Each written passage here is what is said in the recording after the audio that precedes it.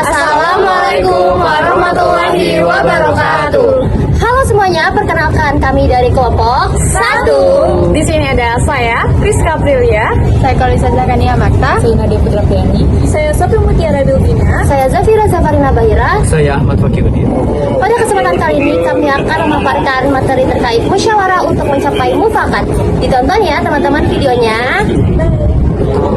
Baik, rekan-rekan, di sini kita akan membahas tentang kurikulum pendidikan nasional. Salah satu kurikulum pendidikan yang wajib yaitu pendidikan agama. Menurut Bapak Ibu, ada kesamaan tentang mata pelajaran dalam kurikulum ini? Ya, saya izin kasih saran. Saya Ibu Sofi izin memberi saran kalau tanggapan dari saya ya, pendidikan agama itu sangat penting untuk diadakan karena di dalam pendidikan agama itu mencakup penilaian karakter kita dan moral siswa.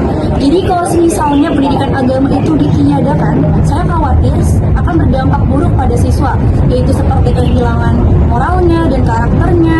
Nah, terlebih lagi kita ini hidup di Indonesia, di mana yang berlandaskan dengan Pancasila. Pancasila yang pertama khususnya yaitu tentang ketuhanan yang Maha Esa.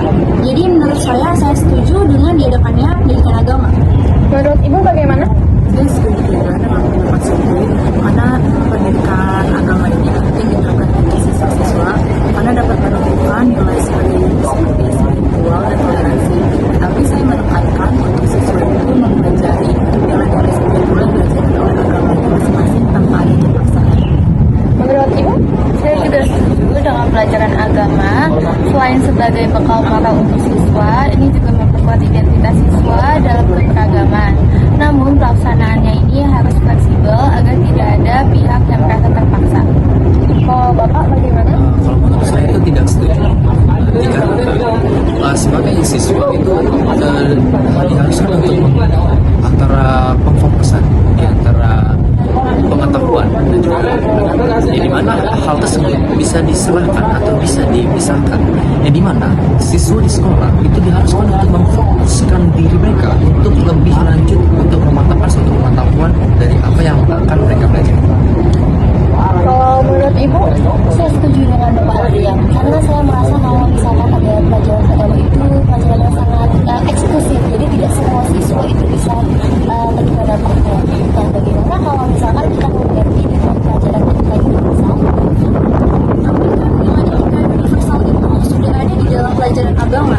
Jadi kalau misalnya kita tinggal pelajaran agama, ya sama saja kita menghilangkan nilai etika itu.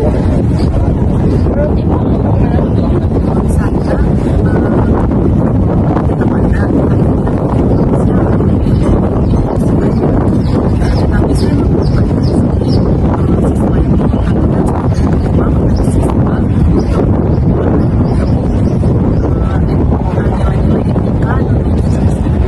Menurut saya juga adanya pendidikan agama itu penting ya, karena sesuai dengan sila pertama Pancasila yaitu ketuhanan yang Maha Esa, kita tuh sebagai warga negara Indonesia juga harus mempercayai satu Tuhan ya, sesuai dengan apa yang kita pilih. Menurut Bapak bagaimana, karena bertentangan dengan kami semua? Tentu saja saya tetap tidak setuju dikarenakan seluruh individu itu berhak memilih atas apa yang mereka inginkan.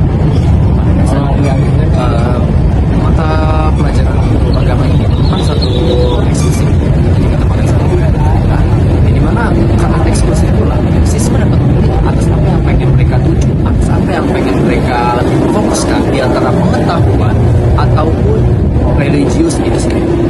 Seperti itu. Tapi ya Pak, ini kan kita tetap ke Pancasila yang pertama ya, kita tidak boleh melupakan hal itu. Bagaimana kalau kita usulkan saja pelajaran agama itu tidak wajib, tapi para siswa diwajibkan untuk memilih antara mau belajar agama atau ke etika universal. Menurut Ibu Bapak, apakah menurut ide dari saya ini sudah adil atau bagaimana? Jadi saya sih sudah cukup adil ya, jadi saya setuju. Saya pun setuju juga. Menurut Ibu?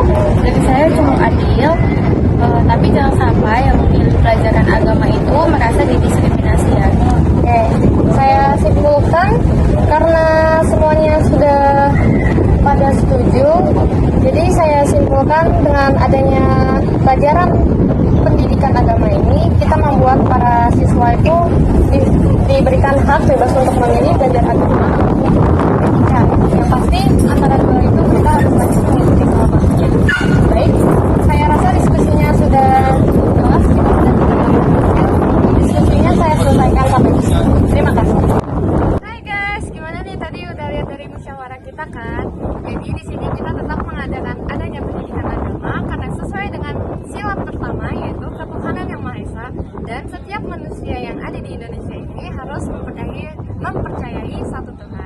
Jangan lupa ya, kalau musyawarat itu harus mufakat.